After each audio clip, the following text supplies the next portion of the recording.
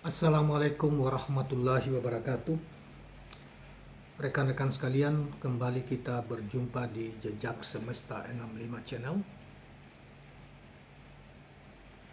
Semoga Allah Subhanahu wa taala, Tuhan semesta alam, senantiasa memberikan rahmat dan karunia-Nya kepada kita semua, terutama karunia kesehatan dan kesempatan sehingga kita dapat bersuah kembali dalam channel di Jejak Semesta 65 Channel kali ini.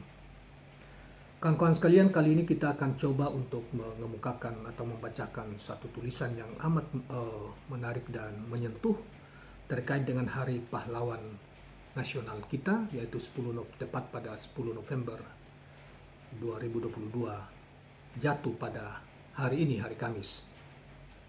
Sebuah tulisan yang ditulis oleh M. Rizal Fadila. Saudara sekalian, M. Rizal Fadila seorang pengamat sosial politik yang sangat produktif menulis tentang hal-hal yang berkaitan politik dan sosial. Beliau menulis kaitan masalah Hari Pahlawan itu dengan judul tulisannya Jokowi dan Kabinet yang Jauh dari Karakter Kepahlawanan. Dimuat di dalam Demokrasi News, ya, yang kemudian kita ambil dari Twitter. Baiklah kawan sekalian, kita coba untuk membacakan tulisan beliau ini dan mungkin sedikit kita memberi komentar nanti. Hari ini adalah Hari Pahlawan, mengingat peristiwa 10 November 1945 di Surabaya.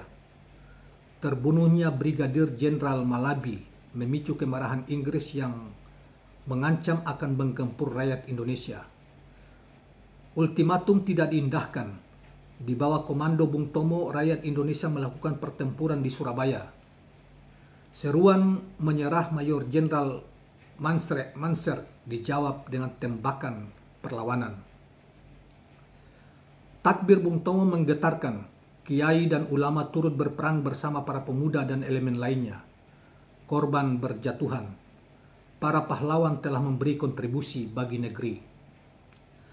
Mempertahankan kemerdekaan dari upaya penjajahan asing baik Belanda maupun Inggris. Jepang juga tidak. Tanah tumpah darah harus dilindungi, rakyat harus disejahterakan, dan perdamaian adalah dambaan. Meski untuk itu mesti berperang.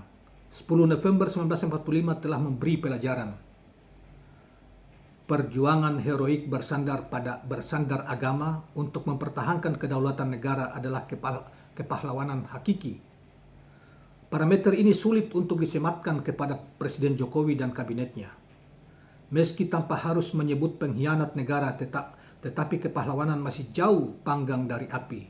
3 hal catatannya, yaitu pertama, jika Muslim maka membesarkan Allah adalah fondasi. Gelora takbir Bung Tomo menjadi basis keagamaan dalam bertempur. Jokowi dan kabinetnya jauh dari penghormatan keagamaan, jikapun ada semata seremonial atau pro forma.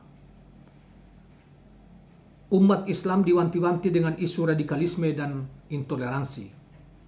Mereka menutup mata bahwa Bung Tomo dan pejuang 45 itu adalah radikalis dan kelompok intoleran dari kacamata penjajah. Jokowi telah membunuh, dalam pengertian membunuh diapit oleh tanda petik. Jokowi telah membunuh gema takbir dan mengganti dengan sinkretisme bahkan sekularisme. Kedua, mensejahterakan rakyat lebih bersifat sloganistik. Faktanya, segelintir orang yang menikmati kekayaan alam Indonesia, pribumi kebanyakan tersisa atau terpinggirkan dalam berekonomi. Konglomerasi menjadi warna kekuasaan, berkorban demi rakyat berbalik menjadi rakyat yang dikorbankan. Pejabat, aparat, dan pemilik modal kuat menjadi kelas penikmat. Ketiga, membela kedaulatan negara melawan ultimatum penjajah adalah kepahlawanan. Kini rasanya kedaulatan negara tergadaikan. Serbuan tenaga kerja Cina sangat membahayakan. asing yang diberi kesempatan untuk memiliki HGB 160 tahun mengejutkan, lalu bebas pajak, insentif, serta kemudahan lain membuka celah bagi penjajah bahkan perbudakan. Atas nama investasi dan hutang luar negeri, para pemimpin menyerah pada dikte-dikte.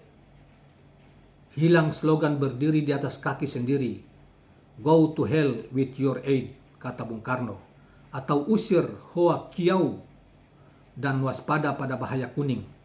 Semangat kemandirian dan kepahlawanan tidak dibangun. Pemimpin negeri menjadi pengemis tapi korup. Rakyat diperas dengan pajak dan biaya hidup yang terus melambung. Pahlawan model apa yang diharapkan dari rejim seperti ini? Jika Jokowi dan anggota kabinet wafat, nampaknya tidak layak untuk dimakamkan di Taman Makam Pahlawan. Kasihan para pejuang sejati yang harus bersatu dengan para penikmat materi, meski ia adalah presiden dan para menteri.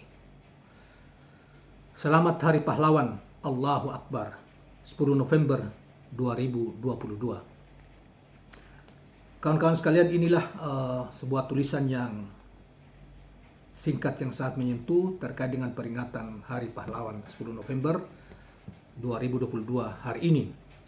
Ya, memang benar saudara-saudara sekalian, ketika kita di masa masih kecil atau sudah memasuki usia dewasa, dan kita juga di masa pemerintahan Pak Harto, hari-hari penting, taruhlah seperti Hari Pahlawan Nasional, itu selalu kita peringati, dimulai dari SD, SMP, SMA sampai kepada perguruan tinggi. Bahkan oleh desa-desa mereka memperingati sebagai Hari Pahlawan Nasional sebagai suatu momentum penting untuk mengenang jasa para pahlawan negeri ini. Tapi di era ini seakan hari-hari seperti itu seakan sirna, tidak pernah ada lagi peringatan kepada sebagai bagian dari upaya untuk mengenang jasa-jasa para pahlawan di masa yang lalu, mempertahankan kemerdekaan Republik Indonesia dan mengusir para penjajah yang mau kembali untuk menjajah Indonesia kembali. Peristiwa 10 November di Surabaya yang dipimpin oleh Bung Tomo, yang kemudian dengan gegap gempita menyemangati para pejuang nasional kita, para pejuang yang terdiri dari para ulama, para kiai, umat Islam, dan unsur-unsur yang lain untuk mempertahankan kemerdekaan dan mengusir para penjajah yang sebagaimana sudah dikemukakan tadi, kini seakan dilupakan begitu saja oleh pemerintah kini. Nah, oleh karena itu saudara sekalian, ada lagi misalnya mereka yang mengatakan sebagai orang-orang nasionalis atau mencintai negeri ini, yang selama ini mereka mengatakan NKRI harga mati dan lain sebagainya.